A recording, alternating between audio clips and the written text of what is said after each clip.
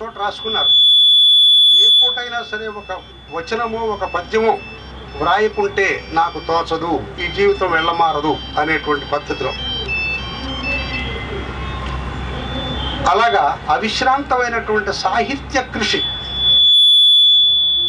భారతంలో ఉండేటువంటి వివిధ ఘట్టాల మీద వారు వ్యాఖ్యానాలు రాశారు. సాహిత్య అనేటువంటి పేరుతో ఒక మంచి పుస్తకాన్ని నిన్న మొన్నటి వరకు 77 వరకు కూడా అది భాషా ప్రేరణ వాళ్ళకి పాఠ్యగ్రంథంగా ఉండేది.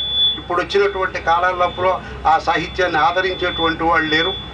మరి విశ్వవిద్యాలయాల్లో సిలబస్ కూడా మారింది.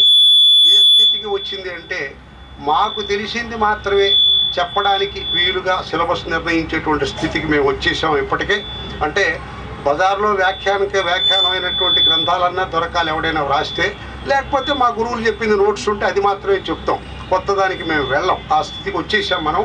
ఇక ముందు ఏమి కానుండదో నాకు తెలియదు. అయితే కొత్త సత్యనారాయణ చౌదరి గారు ఒక శకం, అప్పుడు పండువీటి వెంకటకవి గారు, తుమ్మల సీతారామూర్తి చౌదరి గారు, ఇలాంటి వాళ్ళంతా దిగ్ధంతులైనటువంటి పండితులు దేశం నలుమూలల ఆ నారసింహ కళాశాల పెట్టినటువంటి భిక్షతోటి వృత్తిలోకి వచ్చి సాహిత్య సేవ చేసినటువంటి మహానుభావులు వీరంతా.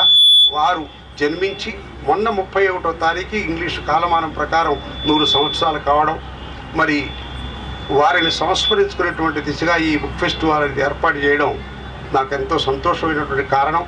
ఇది ఈ విధంగా వారికి శ్రద్ధాంజలి ఘటించేటువంటి ఒక అవకాశం నాకు లభించింది.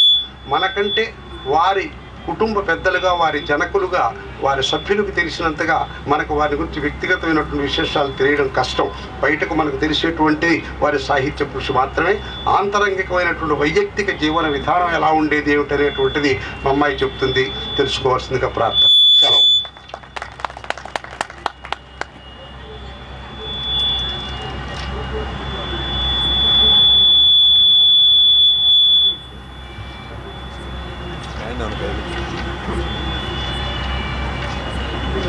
మొదట సభా సరస్వతికి నమస్కరిస్తున్నాను. మా సోదరులు ఆచార్య బాలగంగాధరరావు గారికి ఈ కార్యక్రమాన్ని ఇక్కడ ఏర్పాటు చేసి ఇక్కడ నిలబడే అవకాశాన్ని కలగజేసినటువంటి పెద్దలందరికీ మనసారా కృతజ్ఞతలు తెలియజేసుకుంటున్నాను.